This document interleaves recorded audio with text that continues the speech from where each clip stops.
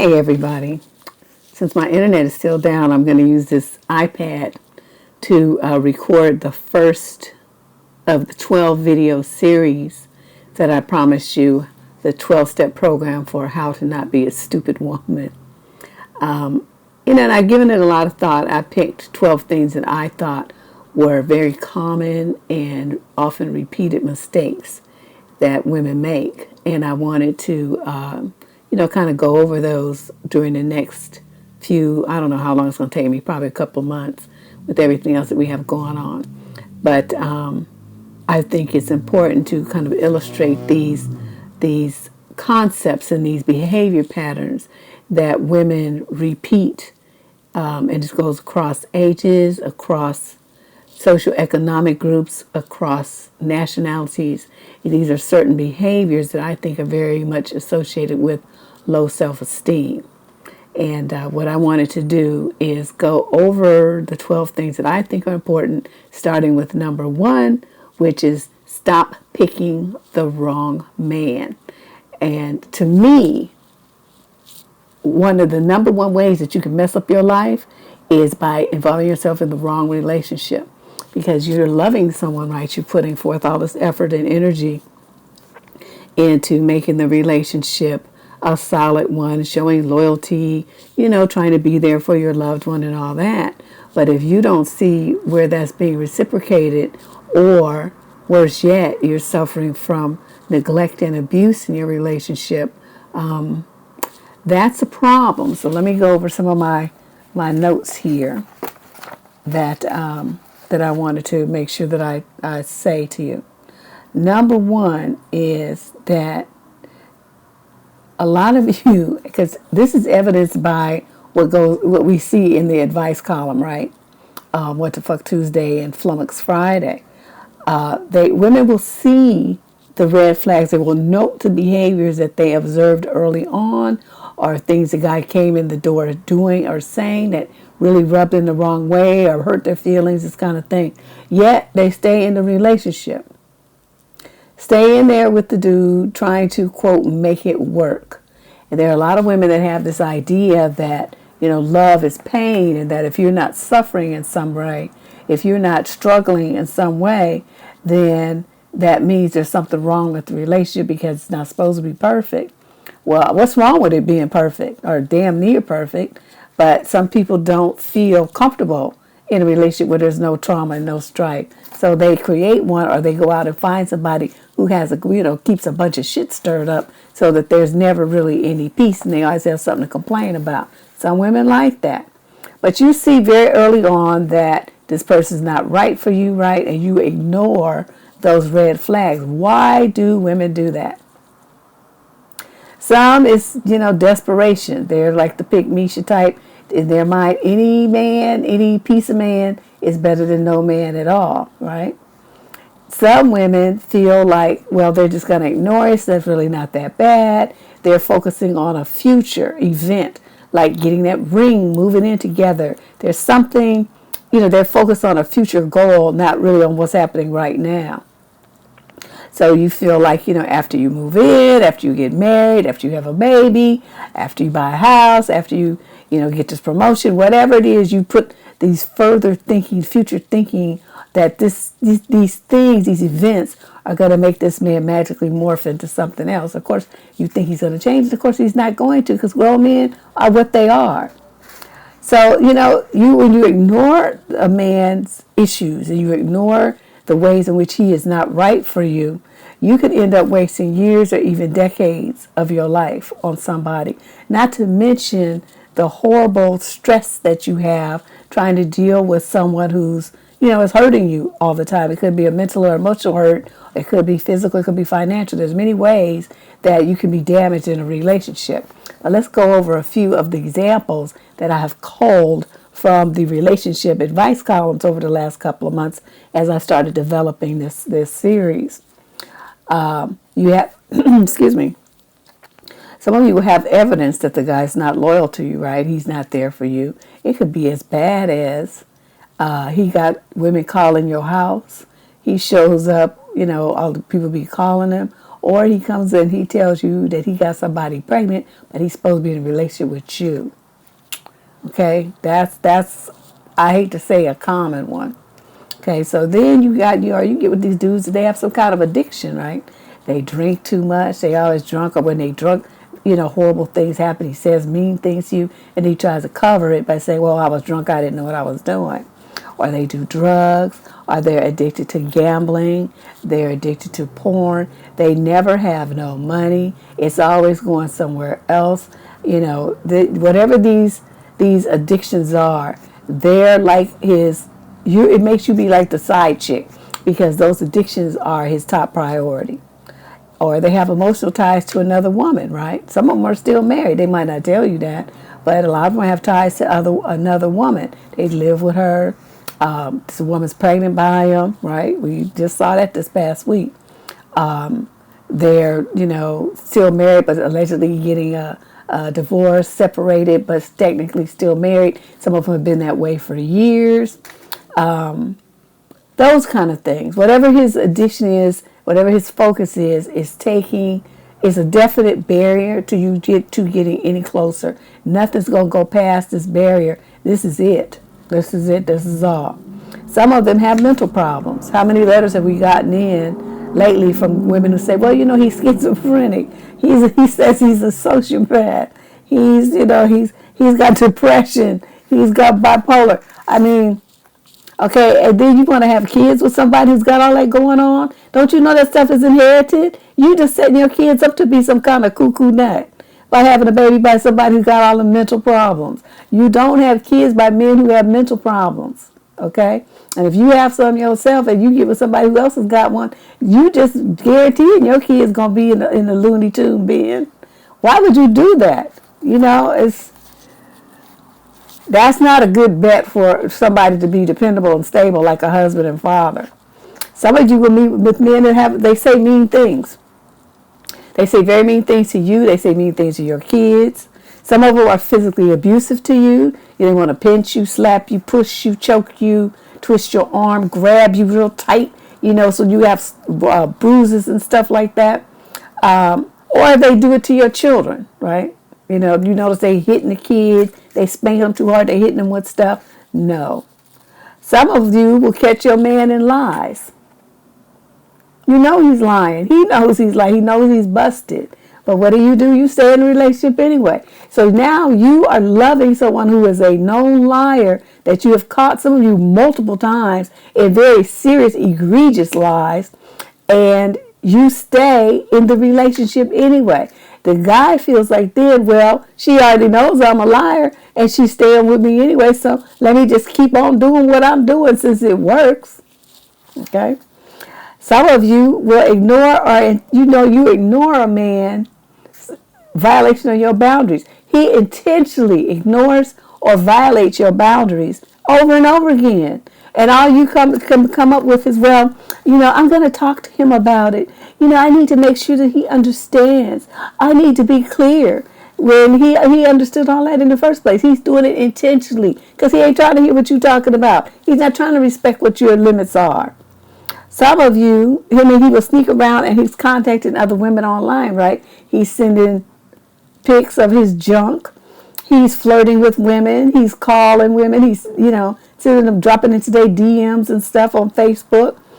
Some of them are so bold, they even have a online dating profile on the app or on an online website. Because they just out there, just fishing for, some other opportunity. Some of you will ignore the guys who are outright cheating. And I'm not talking about what they do online. That's one thing.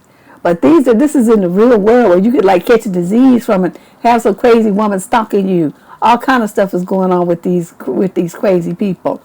And you know this. And like I said, some of them, they come home with an STD, or the person shows up at your house, or they calling you on the phone, or they're pregnant. There's some you get involved and you end up getting hurt, and sometimes your kids do too, in what he's doing offline in the real world. It's bad enough when it's online, but I'm talking about this is like next level. Okay, he's really doing some stuff that could get you with a disease or even get you hurt or killed, okay?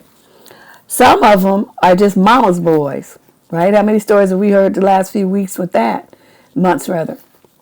They're mama's boys, and they put their mother and what she says and what she thinks and what she wants as more important than their wife or girlfriend, fiance, whatever.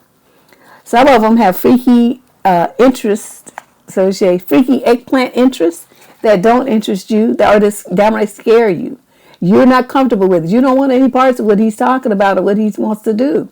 But you feel somehow that, it must be you. You're a prude, you're this and that. And you let them talk you into doing things that make you feel bad after you do them. Or you're terrified of what's going to happen to you. Or you end up in pain. And you have sacrificed your dignity and your physical and emotional and mental health in order for him to have, to bust one. And that's not how it's supposed to be. If you're involved in any kind of intimate situation, there must be, mutual pleasure, and the limits that both of you are comfortable with are as far as you should go.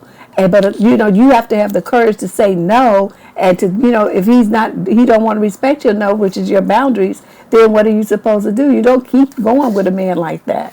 Because, my thing is, if they violate your boundaries and you have young female children in the house, and he's a boundary violator, right? Are you catching my drift? Some of you have these men that are a sponge. They're a leech. They're like the hefty bag traveling kid, crew. They just going from place to place, woman to woman, sponging off of and leeching off of people. Always bumming something, cigarette, a ride, a meal, some place to stay.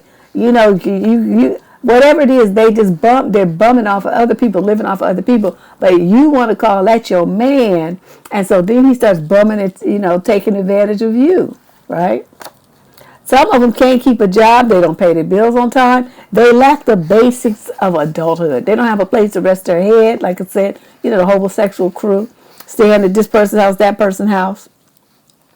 They don't have a car. They don't really have like the accoutrements of male adulthood, well, any adulthood. They don't have those things, and you take them into your world, your home, and you put a roof over their head, you put food in their stomachs, you buy things for them, clothes them. You essentially have another child. That's what you have. You have a tall child, a 6-foot child, 200 and something pound child. And you want to introduce that person as your man when he doesn't live like a man. He lives like a kid.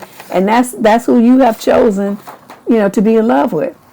Another thing that has come up is these men who have, I don't know if they have learning disabilities or if they're just downright illiterate, but they can't read, they can't spell, they can't put together a coherent sentence to save their life.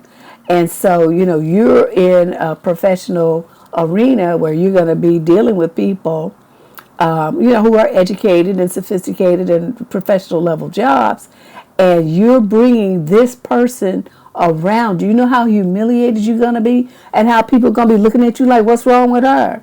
Why did she pick this dregs of society fool to be dragging around talking about this is her man?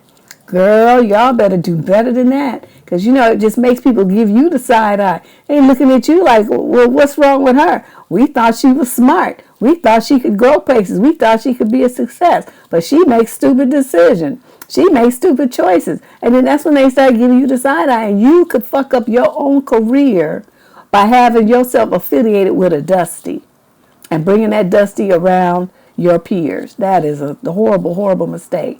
Some of you have these dudes, they shirk responsibility. They refuse to be accountable for anything. Everything that happens, they blame it on somebody else. And one of their favorite people to blame it on is you. So you have what's supposed to be an adult person in a relationship with you who does not hold up their end of the bargain. Right? It's just, again, just like another child. So like a toddler, you know how babies are. You got to teach them stuff. And that's the way that they act, only they're not babies. Some of these guys will repeatedly leave you hanging. They make a promise. They're going to do something. They're going to call you. They're going to be there. They're going to do this favor for you. They're going to help you do something, right? Go with you someplace because you're scared to go by yourself. Whatever it is, they don't do it. They don't show up. They cancel at the last minute. They just leave you hanging. or they tell you, no, they don't want to do it. They're not going to be available. They want to do something else, but you really need them, right? You're in a relationship so you can have somebody to support you just like you support them. But if every time you need him, or even on the most important things when you need him, he's not there for you, he fails you, that is someone that is not a good bet for a relationship. This is somebody who you're putting in a position of power over your life, an influence over you, and it's going to just break you. If you have to do every single thing yourself and depend only on yourself, at one point you're going to be like, well, what do I need you for? You're not doing nothing. But you guys really struggle with getting there. Some of these dudes are just stupid, okay? I don't know what else to say. They're just stupid. They don't have anything to talk about. Every single thing that you bring up that's interesting, exciting, you want to have conversation with your man. You want to know, what he thinks about stuff. Everything that you ask him, I don't know nothing about that. I don't know nothing about, I don't know, well, you all into that white people stuff. You just try to be too big for your britches. You think because you work at that job that you need to talk about all that kind of stuff. I don't want to talk about that. Yeah, it had nothing to do with me. So it constantly shuts you down, and it shows like you're reading books, you're going to classes, you're trying to improve yourself, right? You want your kids to see that they have a mother who's about advancement and progress and learning and improving herself in her situation. But you got this man, he graduated from high school, maybe he went through the service or something, and he did the 2 years in community college or whatever he got, but he has no real interest in higher education or even just reading some good books to develop his mind that way. He's just like a lump on a log, and he's a boring, basic dude. And you find yourself very frustrated with him all the time. He never knows anything, and he's not trying to. Okay? So I don't know if you're a mover and a shaker type of woman that wants to know stuff. This guy's not a good bet for you to be in a relationship with. You're going to be very frustrated and feel like he's stupid. Some of these dudes will make, you will accept a man that will make cracks about or criticism of your value as a woman or your worth as a person, your intellect, your desirability, anything about you, being a female or, a woman. They make negative, nasty comments about that, use bad language about women, say anything that's negative, which shows a lack of respect and tolerance for the differences between the genders. If you have a guy like that where you constantly feel like you're on the defensive, you have to explain yourself over and over. You have to make excuses and justifications for why you're saying what you're saying or doing what you're doing. He's got to go. He's got to go. You're going to constantly be feeling under attack that, what you say and what you do is somehow not good enough. He's judging you all the time. So what do you think is going to do to your self-esteem after a while? There's no getting around this. That's what's going to happen. It's going to pick at your self-esteem, your self-worth. Some of these guys will say things that communicate his disdain for the female gender as a whole. Okay, some of them, they talk about you, but this is women as a whole. And, except their idea is very patriarchal and misogynistic. Like women are just there to serve men, to do things for men physically, you know what I'm talking about, cooking, cleaning, breeding, this kind of stuff, being a helpmeet. They don't look at what they're supposed to be giving you. Even for the ones who want to quote the Bible, they're supposed to be submitted to God before they demand that you submit to them. But they kind of forget that part. They leave that part out. And so do a lot of you. So, even if you are a devout Christian and you follow that, that belief system, you got to make sure you hold your dude accountable to those same standards. You don't let him flip around and be free and fancy and doing what he wants to do while you're the only one adhering to those biblical principles. It's supposed to be both of you or neither one of you. Okay? So you got a guy who talks about women negatively, especially if you have daughters, whether his or not.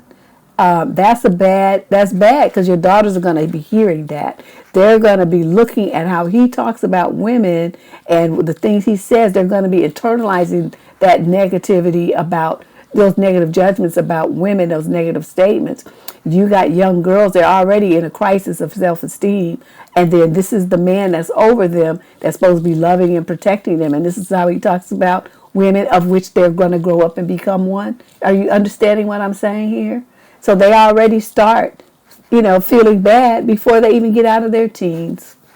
Some of these men will ask, if you got a man who asks you for money, any amount, I don't care if it's 25 cents. No man who is a man of honor and who values the title of manhood will ask a woman for money. Okay? He might ask her for a ride to the airport. He's going on a business trip or something. He might ask her if she has time to pick his dog up or his suit from the dry cleaners because he can't make it and he needs the suit for tomorrow, or he can't make it in time and the vet is, 6 blocks from your house. Can you pick up the dog? I'm stuck in traffic. Stuff like that you can do. He's not supposed to ask you for no money. If he wants money, he needs money. He's supposed to see a financier. He's supposed to go to a bank and get a loan. He's supposed to go to his daddy, his brothers, his uncles, his grandpa, his friends, his frat brothers, his co-workers, whatever he needs. That's where he's supposed to get his money from if you got a crisis. He's not supposed to be asking a woman. Okay, but you got men that's knee deep up in your pocket. You done gave him a copy of your his own credit card with your name on it, and you paid the bill. You have given him access to your ATM. You let him write checks on your account. He knows how much you make. He knows when you get paid. He knows everything about your finances. But he's not really contributing to it. You got a man knee deep in your wallet like that? That's not a man. He needs to be standing on his own. I'm not saying he got to do everything for you. I never said that. But he should be capable of holding down a family in case of a crisis on your part. Okay? You could have some kind of health crisis. I don't know. One of the kids could have a health crisis, and you have to take time off of work to care for the baby, right? You can't afford to hire a nurse. It's cheaper if you do it. But that means he got to be able to do what he needs to do to, maintain the household. You got a man who ain't even working. You the one that's the breadwinner. How does that work? And you don't see where that's a problem? Some of you have these guys where you're in a relationship and you notice that the time, you look forward to spending time with them, right? But when it actually happens, it doesn't feel that good. You're feeling like, I don't know if I don't feel too good about this. There's like tension. There's stress. I mean, there's everything you say. You say the sky is pretty and blue today. Well, no, it's really not, that blue. It's, periwinkle. And it's, so he got something to say about everything that you say. There's conflict and strife and stress constantly. And when it's over and he leaves, you actually feel a sense of relief. If you really admitted it, you would feel more relieved than you do sad that he's gone. You'd be like, "Woo, thank you, Jesus, I made it. That motherfucker is gone." And you're okay with that. But you still don't understand that if you feel like that about the person you're in a relationship with, that's probably not where you need to be. My thing is, for a relationship that's going to move towards marriage, you have to, and I said this a week or two ago, my criteria for if you should marry somebody is if you look into your future and you don't see that person there with you and you feel sad, you feel broken hearted, you feel like you could cry, you feel like there would be such a hole in your heart, in your life, that you just feel like this, like you just can't even breathe. It hurts so much. That's who you marry. That's who you marry. That's your dude. Okay? If you're not feeling like that about him, 100%, then don't marry him. You can date him, but you don't marry him. Now, another thing is you notice that your children, your pre-existing children before you met this clown, they finally meet the guy, right? You've been dating for a while. You waited to introduce the kids. So the kids meet him. They meet him a couple of times, and then they tell you, "Mama, we don't like so-and-so. We don't like so-and-so." Now, what a lot of you do is get defensive. That's my choice, this and that, blah, blah, blah. You act like a fucking teenager. You're a mother. What you're supposed to do is say, "Oh, that's really interesting, little Johnny. Let's sit down and talk about it. What is it that you don't like? I'm very, I'm curious to hear what it is." Sometimes when you take that approach, your kids will tell you some shit that you did not know or feel or observe. Something that homeboy did or said to your kids that he shouldn't have been doing or saying. And your kids will bust them out. And that's why they'll tell you they don't like him because of that. But you who don't want to listen and don't want to talk to your kids and want to have that dictator attitude like, well, I chose it and so it's what's going to happen. And I'm not choosing a man for you, blah, blah, blah, blah. But if you have minor children, they going to be in the house around that motherfucker, then their input is just as important as yours because they have to be vulnerable to them. They're kids. You could fight your way off. You could call the police. You could stab him, shoot him, whatever you need to do if he gets too jiggy with you. What is a 10-year-old going to do? A 7-year-old. So you need to think. If your kids tell you they don't like somebody or they don't want to be too close to them, you notice the body language, they kind of edging away from the person and stuff like that. Pay attention to that shit. Protect your kids. That's your number one job. Some of you will have a history of verbally abusing his exes, verbally abusing his ex-wife, verbally he just talks crazy to people. And sometimes someone have a record of violence towards women, children, or animals. If you got somebody who's got that kind of history, and you know it either by, through the network that, because people know each other and people be talking. And you can find out stuff about, somebody's history if you just wait, be patient, and ask. And you find out, what's the dude's story, and then you can be like, oh, yeah, it was nice meeting you, and I don't want to meet you no more. Okay, so bottom line though, ladies, when you pick the wrong man pick the wrong man. I just gave you, a dozen or so examples of things that have come across the advice column. And these are things that are common. They've come across quite a bit.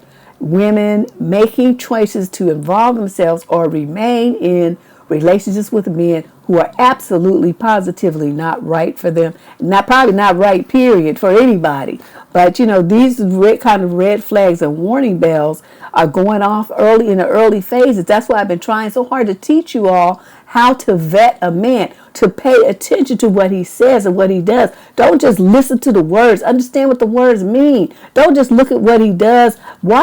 Connect the dots between what he says and what he does. Are those things matching up? Are those things hurting you? Are those things rude? So you have to think about that kind of stuff too. You got to remember too, stress. Women, the number one killer of women is heart disease. Heart disease, a lot of it is caused by stress. A stressful relationship with the wrong man can kill you. You can develop hypertension and have a stroke. Makes your blood pressure real high because you stressed out all the time. You get ulcers. You have all kind of digestive problems. You have a rapid heart rate. You get insomnia. You break out in rashes. You get your immune system is impacted. You get sick all the time. Some people say it can even cause, you got years of stress like that. It can cause cancer. All kinds of things. You get upset like that all the time. You don't have nothing to do, nowhere to vent those feelings. You end up depressed. All kinds of things that happen. And all these things can be affiliated and associated with you choosing the wrong man to love. You choosing the wrong man to father your children, but that's going to be in another video. Now, I think it's important for you to understand that, you meet a man and he's exhibiting these things when you're in the early phases of dating. Don't think, well, if we move in together, it's going to change. If, we buy a house together, it's going to change. If I just work harder to prove to him how much I love him, it'll change. If I don't, say no to him, it'll change. When we get married, it's going to change. So you're pushing for all these landmark kinds of things to happen, and you want these things to happen, but you're not looking at the foundation that needs to be laid for those things to make sense. Like if you got this kind of stuff going on, but you're pushing for somebody to give you a ring and get married, you're being stupid. Okay, that's what we're working on, the 20 things not to be stupid. That kind of behavior with a man who's doing any of these things is a stupid move. And yet here a lot of you do. You want to find yourself, you get pregnant by him, and you want to get married, and you want to be having even more kids. When you already knew from the beginning, early on in the relationship, before you ever said I do, that his shit was all toe up. But you want to do it anyway. I think that, you think if you nag or whine or cry or beg or plead and negotiate and talk to him enough and all this kind of stuff, that it's going to make a difference and that he's going to change and that he's going to become that respectable and, reliable, dependable, loyal, committed husband, father, boyfriend, whatever it is that you imagine that you're going to have. But of course he's not going to do that. That's not in him to do. He's already shown you the man that he is. You need to think about what you see and hear and be smart about it. Okay? So you look for, keep an eye out. I don't have any certain schedule for this, just as I see fit. We're going to do 11 more videos in the series. It's a 12-video series over the coming months, like I said. So please, on your way out, hit the subscription button. Be sure to hit that like and hit the share. Let people know we'll be doing this, like I said, over the next couple of months. And it should be very interesting. I have 11 more great topics to discuss with you. I'll talk to you guys later. Bye-bye.